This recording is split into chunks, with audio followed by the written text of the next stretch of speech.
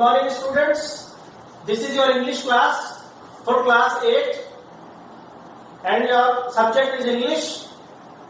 Lesson is lesson number 1 and your topic is parts of speech. Today we are going to study about parts of speech in English. आज हम English में parts of speech के बारे में पढ़ेंगे. Parts of speech पढ़ाने से पहले मैं आपको बता दूं, स्पीच मीन्स हम इंग्लिश लैंग्वेज में जो भी सेंटेंस या जो भी बात हम बोलते हैं लिखते हैं उसको इंग्लिश लैंग्वेज में 8 पार्ट्स में डिवाइड किया हुआ है. इट मीन्स इंग्लिश लैंग्वेज के अंदर जितने भी हम किसी सेंटेंस में जो वर्ड्स आते हैं उनको 8 पार्ट्स में क्लासिफाई किया गया है. फर्स्ट ऑफ ऑल मैंने बोर्ड पे लिखा भी है, there are 8 parts of speech in English. English language में स्पीच के 8 पार्ट्स होते हैं, 8 हिस्से होते हैं. सबसे फर्स्ट पार्ट जो है that is going to be noun. सबसे फर्स्ट पार्ट जो है वो है नाउन. हिंदी की ग्रामर में हम इसको संज्ञा बोलते हैं. नाउन मीन्स जो भी चीजें जो हमारी बॉडी से की 5 सेंसेस जो है, आईज है, नोज है, टंग है, स्किन है और हमारे ईयर्स हैं, इन सबका कनेक्शन हमारे माइंड से होता है. इन 5 सेंसेस के थ्रू हमारी माइंड जो है वो जो चीजें हमें बताता है वो सारी नाउन्स होती हैं. कुछ चीजें होती हैं जो इन 5 सेंसेस से हमें पता नहीं चलती हैं, जैसे कि पॉवर्टी हुआ मीन्स गरीबी, रिचेस अमीरी, गुडनेस अच्छाई, सिन पाप. तो पाप जो है, सिन जो है वो हमारी आईज से हम देख नहीं सकते, हम ईयर से हम उसको सुन नहीं सकते, नोज से स्मेल नहीं कर सकते, टंग से टेस्ट नहीं कर सकते और स्किन से उसको टच नहीं कर सकते. लेकिन हमारा ब्रेन तो हमें बताता है कि ये पाप है, ये पुण्य है, ये अच्छा है, ये बुरा है. तो वो जो चीजें हैं, इट मीन्स ये हुआ कि 5 सेंसेस के थ्रू या डायरेक्ट ब्रेन के थ्रू हमें जिस चीज का पता चलता है वो सारी नाउन्स होती है. सेकंड पार्ट है प्रोनाउन. प्रोनाउन मीन्स नाउन के स्थान पे हम जो वर्ड्स यूज करते हैं उनको प्रोनाउंस कहते हैं. मैंने इस पे लिखा भी है, प्रोनाउन ही किसी भी मेल के लिए, मस्कुलाइन के लिए इंग्लिश में ही लिखते हैं, फेमिनिन यानी स्त्रीलिंग के लिए शी लिखते हैं, और उसके अलावा किसी भी नॉन लिविंग थिंग के लिए यानी कि निर्जीव वस्तु के लिए इंग्लिश में हम इट यूज करते हैं. उसके बाद थर्ड पार्ट जो है वो है verb. Verb means action. Action means Hindi की ग्रामर में हम बोलते हैं क्रिया.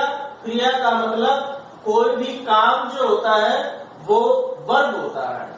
गो जाना अपने आप में एक काम है, एक एक्शन है. कम आना, आना अपने आप में एक एक्शन है, एक वर्ब है. फोर्थ पार्ट जो डिवाइड किया है that is adverb. Adverb means कोई भी वर्ब यानी कि कोई भी एक्शन वो किस तरीके से होता है उसको हम एडवर्ब बोलते हैं. एग्जाम्पल दिया, चलने का काम जो है, चलना एक वर्ब है. अब वो काम, वो वर्ब किस तरीके से होती है? स्लोली, धीरे धीरे से. Slowly is an adverb in itself. Then after कोई भी काम होता है, कोई भी एक्शन होता है किस तरीके से? अच्छे तरीके से. इसलिए नाइसली भी क्या है? एडवर्ब है. उसके बाद हम 5th पार्ट पढ़ते हैं पार्ट्स ऑफ स्पीच का, दैट इज एन एडजेक्टिव. वो होता है एडजेक्टिव. एडजेक्टिव मीन्स कोई भी नाउन या उस नाउन के लिए हमने जो दूसरा वर्ड यूज किया प्रोनाउन, यानी घूम फिर के बात नाउन पे आ जाती है. चाहे तो हम राम बोले, राम पढ़ता है, वो गांव में रहता है. It means Ram studies, he lives in a village. तो ही जो वर्ड है ये राम के लिए आ रहा है. तो हम राम बोले या ही बोले, घूम फिर कर बात राम की होती है. तो उस नाउन या प्रोनाउन की जो क्वालिटी होती है that is called an adjective it means noun या प्रोनाउन की क्वालिटी को, उसकी खासियत को, उसकी विशेषता को हिंदी में विशेषण कहते हैं, इंग्लिश में एडजेक्टिव कहते हैं। तो किसी भी नाउन की क्वालिटी हो सकती है कि वो नाउन गुड है या बैड है या फास्ट है। Sixth part of speech that is prepositions. Prepositions ये किसी भी एक्शन को एक्शन से या एक्शन को नाउन से जोड़ने के लिए जो काम में आते हैं वर्ड्स, वो प्रीपोजिशंस होते हैं। मैंने 3 प्रीपोजिशंस बोर्ड पे लिखे भी हैं। The first one is on, the second one is in and the third one is to. All these 3 are prepositions in English. Then after हमारा जो 7th पार्ट है that is conjunctions. Conjunctions means दो sentences को आप जब synthesise करते हैं, उनको मिलाते हैं, तो दो सेंटेंसेस को मिलाकर के जो एक सेंटेंस, दो और दो से ज्यादा सेंटेंस, उनको जब मिला के हम एक सेंटेंस बनाते हैं, उनको कंबाइन करते हैं, तो उसके लिए हमें कुछ कंजंक्शंस, कुछ जोड़ने वाले वर्ड्स की जरूरत पड़ती है। These words are called conjunctions. जिस तरह से फर्स्ट एग्जाम्पल है एंड। 2 सेंटेंसेस में बोलता हूं, उसके बाद हम एंड से उनको सिंथेसाइज करेंगे। फर्स्ट सेंटेंस है I go to school, the second sentence is my brother goes to school. And से दोनों सेंटेंसेस को कंबाइन करते हैं तो and 7th part of speech है that is conjunctions. Conjunctions are those words that connect 2 or more than 2 sentences। Conjunctions वो words होते हैं जो 2 से ज्यादा सेंटेंसेस को कनेक्ट करने के काम में आते हैं। मैंने आपको 3 कंजंक्शंस बोर्ड पे लिखे हैं। The first one is and, the second one is or and the third one is else. आपको मैं एंड का एग्जांपल देता हूं। मान लीजिए हमारे पास 2 सेंटेंसेस हैं।